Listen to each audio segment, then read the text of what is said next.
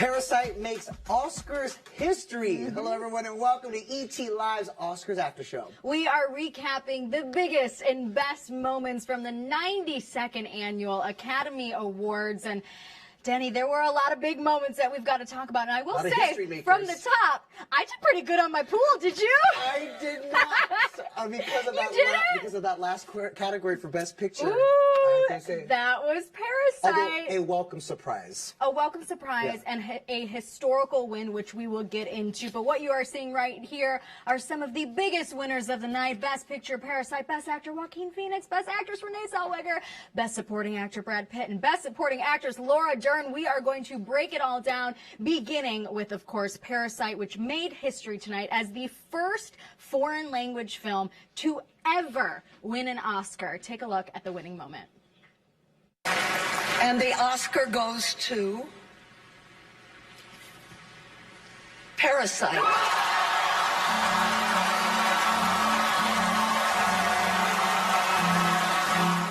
Again, no foreign language film has ever won Best Picture, you guys, and Parasite already started the night with a historic 6 nominations. They went home with 4, including Best Picture, Original Screenplay, Best International Feature Film, and Best Director, making it the first South Korean film to win any Oscar. The nominations alone were historic for the country itself, and obviously director Bong Joon-ho is taking home a lot of hardware for this movie, and an incredibly well-deserved win right here. Something that I will say did not surprise me. We've seen Parasite and Bong Joon-ho take home a lot of awards during awards season, and like I said, I had it on my pool, but you didn't. A lot of pundits said between Parasite and 1917. Of course, 1917 took home the Golden Globe. Parasite was the first foreign language film to win the Ensemble Award, the SAG Awards. It could have been either. I'm really happy it went to Parasite, but something you guys might have missed is their speech was almost cut short. How dare they? I know, producers were trying to get them off the stage quickly. Watch what happened moments after.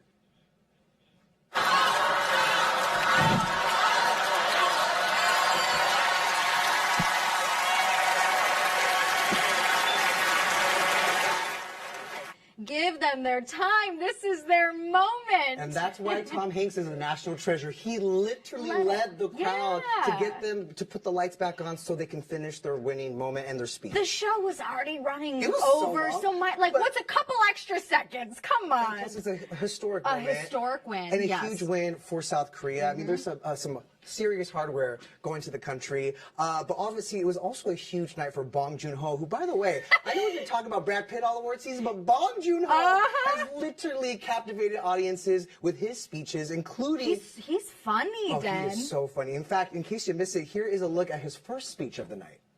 Thank you. Great honor. We never write to represent our countries. But this is very first Oscar to South Korea. Thank you. Very first Oscar for South Korea, and what I loved about that speech in particular, that was for international feature. He also said he was ready to drink. He also said after a couple speeches, too, he was like, you know, after the first or second one, I was sitting down ready to relax. It's like he almost didn't, you know, anticipate that he had a couple big wins coming up still down the pipeline. That's why you can never leave early. No. You got to stay for the whole time. I'm drinking for director Bong Joon-ho, okay? congratulations to you. What an incredible award season. And I love how present he has been throughout, you know, all of the awards. Because, you guys, it's quite a long time. It's a long road. There's the Screen Actor Guild Awards. There's the Golden Globes. There's the Oscars, the Critics' Choice. There's so many. And every single one, he showed up with a smile on his face, was always willing to talk to E.T. and, like, you know, just talk about how much this meant to him, the country. And really, he's like, I mean, this is his first Academy Awards, and he's calm, cool, and collected. And I gotta say, we saw that tonight, too. There's this shot of him looking at his Oscars, and he is all smiles. He can look at right here. During the speech, he's like, I can't believe it. When he won Best Director, he was in such disbelief. Look at him. Oh, my God, that is the cutest thing. He was in such disbelief during Best Director as well because, I mean, he literally was up against his idols. He even gave a special shout-out to Martin Scorsese. To every director in the category. And, by the way, more history making, Bong Joon-ho becomes the second director of a foreign language film to win Best Director, and it's actually the second in a row. Last year, Alfonso Cuarón won for Roma. So, a huge night. You know, I hope he prints that photo right there and makes it a big canvas and then puts it next to his 4 Oscars for Parasite. Now I'm excited to see what's next for him. Absolutely. Like, how do you top all of this? Well, we do know, because I talked to him at the Producers Guild Awards, that Parasite is going to be adapted for a limited series for HBO. So Parasite lives on well beyond the Academy Awards tonight.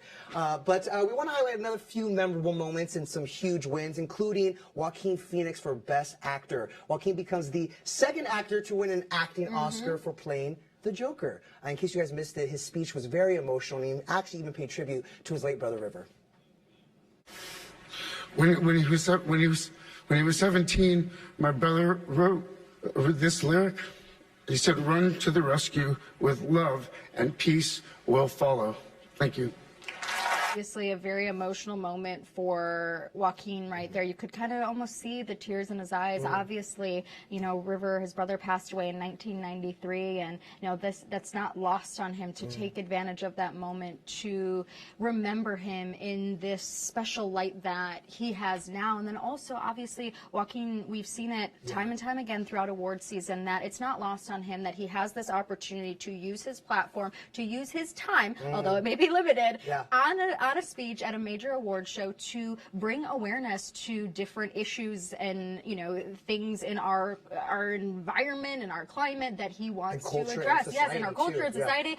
And it's like almost every time it's like it's something different, but it's so important. Absolutely. Meanwhile, Renee Zellweger also finished strong this award season with her win for Best Actress for playing Judy Garland, of course, in the film Judy. This is her second Oscar, her first for lead actress. And you know what was amazing about this particular moment in this speech is she also used it as a moment to, you know, shout out her fellow nominees. Female empowerment. That's right. Girl power. Take a look. I've said it before, and I'm going to say it again. Cynthia, Scarlett, Charlize, Saoirse, I have to say, boy, it is an honor to be considered in your company. All I've got to say, 17 years later, justice for Bridget Jones's Diary in Chicago back in 2002 and 2003 when she was nominated. Right. Okay, moving on, you guys.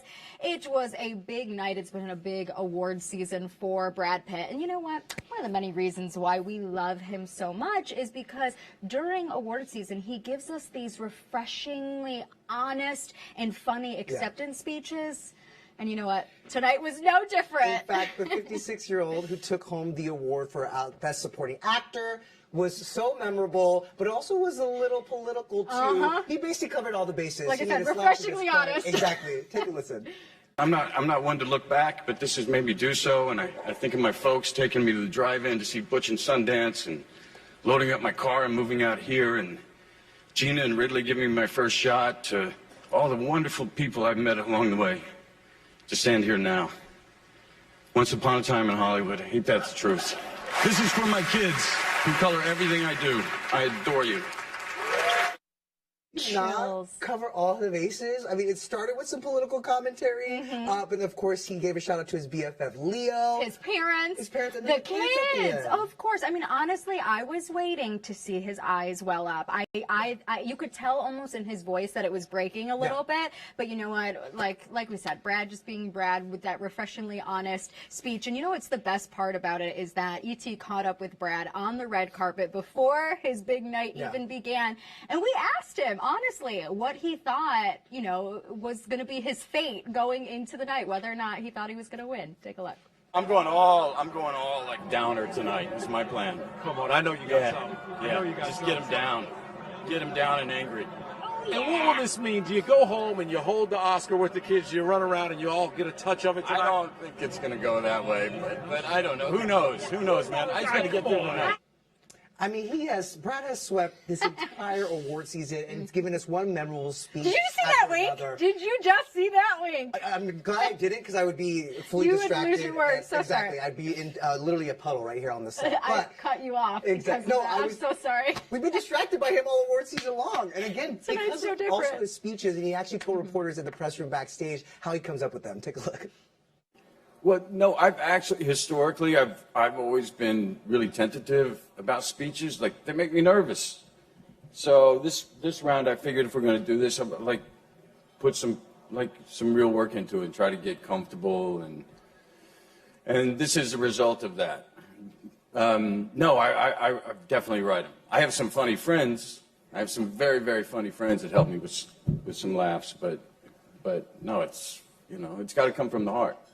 It's all Brad. I will say, now that award season is over, can we get a surprise Brad Pitt appearance at the ACMs in April? Oh my God. We're gonna miss him. I know. And his wit and his charm and Yeah. his dashingly, strikingly good looks. And he's been so good to E.T. I will say that too, stopping by for interviews with Kevin Frazier. And Sharon Osbourne. Exactly. He even gave Sharon a kiss on the cheek. I mean, we Listen. got to call her and make sure she's still okay. I just apologize that we did not get like a Jen Aniston moment. Not that we anticipated it happening at the Oscars. The SAG Awards was enough for our hearts and our minds. But you know what moment we did get, Dunny? Leonardo DiCaprio Say it ain't so, Leo. and his date. Call me Dr. Seuss there. Okay, you guys, this was a This is big major. moment for the Oscars. It was something we were keeping our eyes on from the red carpet to inside. Yes, that is Leonardo DiCaprio sitting front row next to his rumored girlfriend, Camilla Morrone. Now, the two both walked the carpet, but separately. It's something that they did also back in Cannes when the movie first premiered,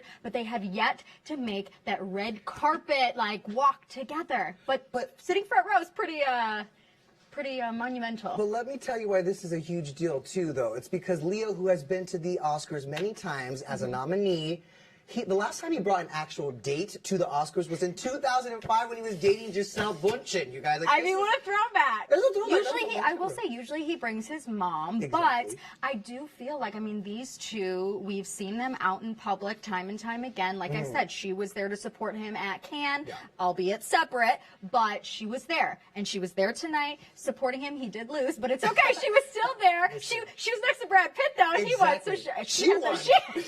It was Camila. It was your night. God has favorites, that's for sure. truly. She had the best seat in the house. But, you know, this begs the question is, what are we going to see next from this couple? And you know what? Who Listen, knows? they've been together, or at least romantically linked, I should say, since December 2017.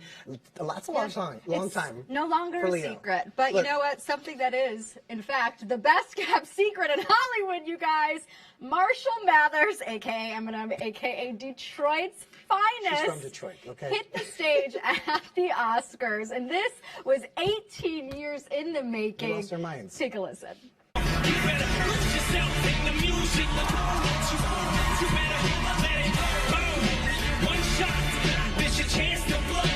They really threw us off on this one. No one knew that Eminem was going to be performing tonight. Literally, when he was rising from the stage cast, I swear I actually yelled out loud. Same. I There's people in my screamed. office. I have witnesses. It really shook everyone. Again, I think a lot of people were scratching their heads and were like, why is the Oscars? Eminem here? It's not the MTV VMAs. No, but however, yeah, friendly reminder, Eminem actually won Best Original Song for Lose Yourself from 8 Mile back in 2003, but he was a no-show. Right. He won, but he did not attend. He did not even perform. So this was kind of a make-good 18 years in the making. He even tweeted about it. Exactly, which is something that he took to social media. I mean, it's like he had it saved in his draft because it honestly posted literally seconds after he stepped off the stage. Yeah. But he said, look, and this is kind of a quote of his own lyrics for the song, if you had another shot, another opportunity, thanks for having me, the Academy. Sorry it took me 18 years to get here. Now, of course, obviously, like you said, people are like, why is Eminem at the Oscars? Now, I will say, not that this is really that relevant, he does have a new CD out, so I don't know whose idea it was to have him there, but I'm not gonna lie, it was probably one of the most tweeted about moments from the Oscars. And I was very busy tonight tweeting, and that was the only tweet that I sent because it had me that shook. Well, also because you're from Detroit, so this is like a hometown hero. I will say there was a lot of Detroit signage on the background, so we're very proud. 8 Mile, but this is what happens when you don't invite Beyonce and Taylor Swift as nominees for Best Original Song. You don't get a performance from them. You got to up the caliber a little bit. We had him, we had Billie Eilish and Janelle Monáe. Like Grammy winners showed up tonight. And you know what? Everyone gave Eminem a standing ovation. Yeah. Elton John didn't even get a standing ovation tonight, but Eminem did. But it's actually really funny because social media, of course, catches every single thing. And there were some reactions including the reactions of the crowd, beginning with Billie Eilish and her brother Phineas looking confused. I think we all were. It's like, wait, why is he here? What's going on? Is it really Eminem? And then there was Idina Menzel, which, to be fair, this is just a screen grab of that clip, but I feel like she was just kind of rocking working out, like had the stank face because he was going so hard. I'm gonna give her the benefit of the doubt here. Let it go, Adila. Let it go. Let whatever negative energy is there. Okay, you know what? Marty. This you say screen grab. This is a very unfortunate screen grab of Martin Scorsese, who appears to be asleep here. But I will say, I think this was just the second of the screen grab. But it's, of course, what went viral. But his date doesn't look too thrilled with Marty, all tea, no shade, but that's me watching The Irishman. Okay, 3.5 hours long? Bro. Now you know how it feels. Okay, listen. It wasn't 3.5 hours to watch Laura Dern accept her Oscar for Best Supporting Actress. It actually happened midway through the show. But talk about another person who has been winning all award season. She really saved the best for last in this speech. Take a listen. Some say never meet your heroes, but I say if you're really blessed, you get them as your parents. I share this with my acting heroes, my legends, Diane Ladd and Bruce Dern. You know, what a way to bring in and ring in your birthday a day early than by using your acceptance speech to literally thank the people who gave you life, her parents so right there. True. We stand Laura Dern. We have all award season. Really, this is her first Oscar win, but she won all season long, collecting a BAFTA, a SAG Award, Golden Globe, Critics' Choice, also honors at the Santa Barbara and Palm Springs Film Festival. I mean, it is good to be Laura Dern this year. And it's good to be Netflix, too, because listen to this stat, Den. Laura's win is the first time an actor has won an Oscar for a role in a movie distributed by a streaming service. Of course, that being Netflix. And I will say, like, hands down, Marriage Story was one of my favorite movies of this awards show or award season circuit. And she just embodied that character so well. And I feel like it had so many aspects of her Big Little Lies character Renata with it, too. Absolutely. It was just, we just need more of it. I was going to say, well, hopefully we get more of Renata, actually, now that you bring that up, because I Will Not Be Rich was perhaps my favorite meme the of best 2019. meme of all time. Meanwhile, the Oscars, of course, set the stage for some pretty memorable moments, but one that was truly unforgettable and very poignant was Billie Eilish's performance in the In Memoriam. In case you missed it, here's a look.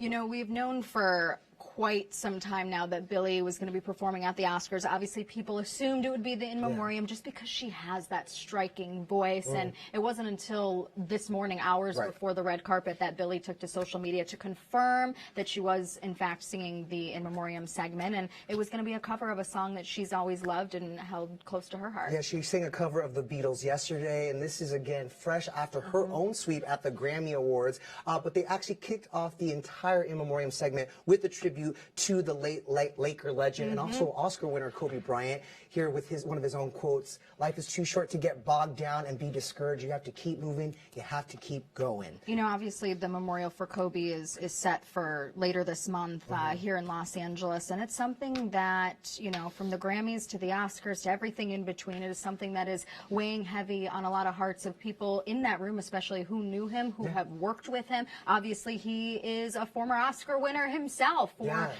his animated short Dear Basketball. And it wasn't that long ago either. It wasn't that long ago, exactly. And so tonight, you know, of course, all eyes were on, you know, who's going to pay tribute to them, how are they, to him, how are they going to pay tribute, in what ways? And one of them that was really special, I think, was Spike Lee, by using his outfit, literally his, from head to toe, his honor to Kobe with his look here. Spike rocked a custom purple Gucci suit with, of course, Kobe's jersey number stitched on there. And also, even his sneakers. He wore the Nike Kobe 9 Elites. Okay, so from head to toe, he wanted to pay homage to someone he's also worked with, too.